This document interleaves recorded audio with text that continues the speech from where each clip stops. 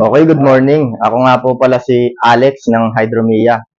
Si Hydromia po ay nagpa-fabricate, nagsusupply at nag install ng hydroponics materials at iba pang mga materials online. So, ang pag-aaralan natin ngayon or ang i-discuss natin ngayon is yung basic ng ating hydroponics system. So, start tayo. Ito yung mga i-topic natin sa discussion natin ngayon sa basic ng ating hydroponics. So, first, explain basic of hydroponics. Hydroponics is a technique of growing plants using a water-based nutrient solution. Yung hydroponics daw, yung technique or yung makabagong paraan ng pagtatanim, the term comes from the Greek word hydro for water and phonos for work. So, in translation, essentially means water working.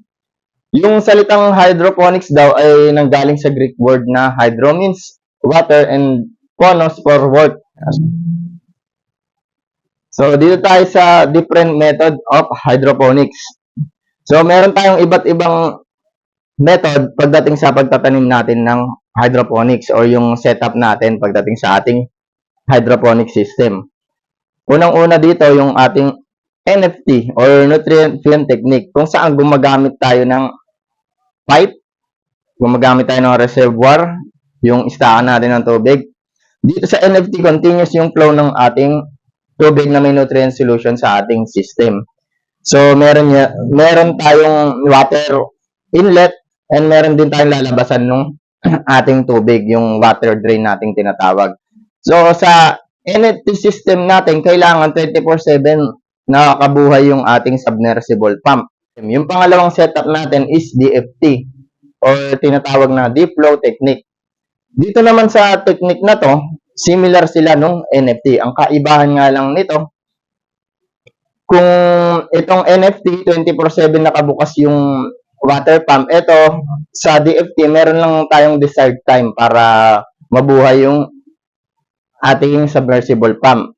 So, gumagamit tayo dyan ng timer para nang sa gayon, may oras lang na mabubuhay yung ating submersible pump. Dahil sa DFT natin, sa loob ng pipe, may naiiwan na konting tubig kahit nakapatay yung ating pump. So, okay lang siyang hindi siya continuous flowing unlike dito sa ating naunang setup na NFT. Kasi dito, kahit mamatay yung pump natin, may matitira pa dyan, may iwan pa dyan kaunting tubig na magagamit ng ating crops para mabuhay. So, yung pangatlong method naman natin is yung tinatawag nating Kratky method. So, yung Kratky method, ito yung pinaka-practical, pinaka-simpleng paraan ng ating hydroponics na kung saan gagamit lang tayo ng any reservoir or container na paglalagyan natin ng ating tubig na may nutrient solution. Then, dun na lang natin ipapatong yung crops natin sa ibabaw. Dito, hindi na tayo gumagamit ng submersible pump. Unlike dito sa nauna nating setup. Yun nga lang, ang disadvantage ng ating Kratky method, since wala na siyang submersible pump, stagnant lang yung ating tubig dito. Hindi na siya nahalo. So, pag hindi nahalo, stagnant yung ating tubig, ang disadvantages niyan is possible na yung nutrient solution na ilalagay natin, tumining siya sa ilalim. Dito naman sa pang-apat na setup natin is yung isa sa mga advanced setup ng ating hydroponics. Mas maganda yung aeration sa ating mga crops, mas makakaproduce din tayo ng much better na crops natin pag gagamit tayo ng aeroponic setup. So, dito tayo sa materials used in hydroponics. Ito yung mga materials na gagamitin natin para makapagsimula tayo ng hydroponics or makapagtanim tayo sa pamamagitan ng hydroponics. Siyempre, pag magtatanim tayo, unang-unang kailangan natin yung ating seeds. So, meron tayong dalawang klase ng seeds. Itong pelletized at itong non-pelletized. Dito naman tayo, materials pa rin. Itong materials na to is yung net pot. Ito naman yung nagsisilbing support ng ating mga nagsisilbing support ng ating crops.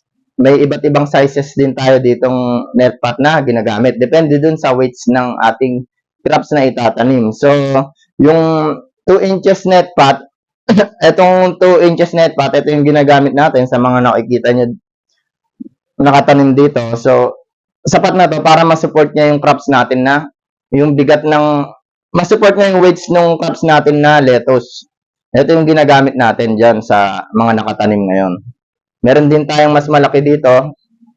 Ito naman yung 3 inches. Pwede rin tayong gumamit nito. As long as kapag bibigay siya ng support dun sa ating crops. Dito naman sa medium na ginagamit natin, meron tayong 4 na sample dito, pero marami pang iba't ibang klase ng medium na ginagamit sa pag-hydroponics. Meron tayong rock wool, meron tayong horticultural foam, meron tayong coco peat, meron tayong clay pebbles. Dito naman sa system natin, depende kung anong system yung isa-set up natin, kung gagamit tayo ng NFT channel or gagamit tayo ng Kratky method, ang gagamitin natin ay tuna box. Sa NFT, gagamit tayo ng pipe. Ayan. Dito naman sa mga materials na to, ito yung kalimitan ginagamit sa NFT system. Kung saan meron tayong reservoir, dito natin i-stack yung ating nutrient solution, tubig na may nutrient solution. Itong ating submersible pump, ito yung nagpapaikot ng ating tubig mula sa reservoir, papunta ng pipe, then pabalik ulit sa reservoir natin. Ito namang ating nutrient solution, syempre ito yung foods ng ating halaman. Ito yung NPK na tinatawag, yung basic nutrient solution para mabuhay yung ating halaman.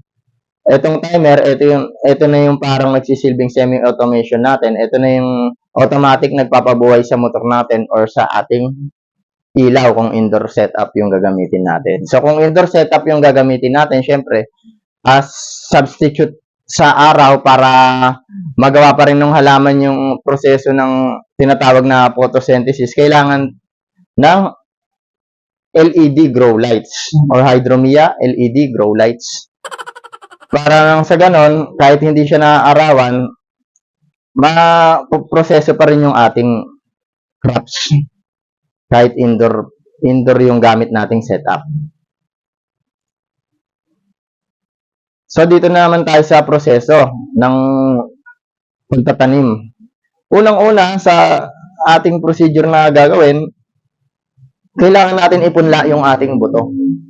So, depende kung saan natin ipupunla. Pwede tayong magpunla sa tissue paper, so on tissue paper, or dun sa coco peat or seedling tray. Ayan yung unang-una nating gagawin. Pag magtatanim tayo, magpupunla muna tayo, syempre, ng buto. Tapos, kapag nakapagpunla na tayo, bago tayong mag-transplant, syempre, kailangan natin i-prepare yung ating system para sa transplanting. So, magmi-mix tayo ng ating nutrient solution. Nutrient solution natin, meron tayong sample ng nutrient solution, A and B. Meron tayong mga tinatawag na ratio sa paggamit nito. Depende kung anong brand yung mabibili nyo sa market na nutrient solution. For example, itong Nutri Hydro is 1.6 ml per liter to. Tapos ito naman is 2.5. Yung snap solution natin, A and B, 2.5 ml per liter naman ang paggamit nito. Ibig sabihin, sa isang litro ng tubig natin, ang ihahalo nating nutrient solution A at nutrient solution B ay 2.5. Pagkatapos natin mag-mix ng ating solution, syempre gumagamit tayo ng mga device para measuring device para malaman natin kung tama na ba yung nutrient solution na nailagay natin sa tubig at yung pH level niya. Itong pH level, napaka-importante rin yan pagdating sa hydroponics para ma-absorb ng maayos ng halaman yung present nutrient solution dun sa ating tubig o yung nilagay nating nutrient solution sa ating tubig. So, sa mga device naman, measuring device or water quality tester, gumagamit tayo ng TDS or total dissolved solids, saka yung pH level natin. Ito, pang measure lang to ng TDS natin or yung amount of nutrient solution na present dun sa tubig, yung nilagay natin sa tubig, yung hinalo natin. Etong isa na to, pang measure lang to ng TDS, pero meron din tayong mga multimeter na tinatawag na hindi lang basta TDS yung mini-measure niya, pwede na siyang mag-measure ng TDS, pH level, saka yung EC niya or electrical conductivity, saka yung pH level niya dito lang sa isang device na to. So, yung measurement ng ppm, ito yung measurement ng amount of nutrient solution na present dun sa ating tubig, at yung pH level naman yung measure ng kung acidic ang tubig natin or alkaline, or acidity or alkalinity. So, sa pH level natin, bawat crops ay may standard tayong sinusunod. Kung hanggang sa ano yung tamang pH level yung nararapat doon para sa ating crops na itinanim. For example, nagtanim tayo ng lettuce, ppm pala to, sorry. For example, nagtanim tayo ng lettuce, yung pH level natin dapat nagre-range lang siya ng 5.5 hanggang 6.5. So, ibig sabihin, slightly acidic yung ating slightly acidic dapat yung ating tubig. Na tayo sa sa transplanting. Matapos natin mag-mix ng ating nutrient solution at ready na yung ating system, syempre magta-transplant na tayo dun sa pinunla natin kanina. So, ang transplanting natin, duration natin is 10 days to 14 days. So, 10 days to 14 days siya para sa akin. Yung 10 days, basta mahaba na yung ugat niya, pwede mo na siyang i-transplant dun sa ating system kasi makakaabot na yung bottom ng roots ng ating crops dun sa bottom ng NFT channel or dun sa tubig. Kung ano mang setup yung gagawin natin sa hydroponics. Kung CRAFTY ba or NFT.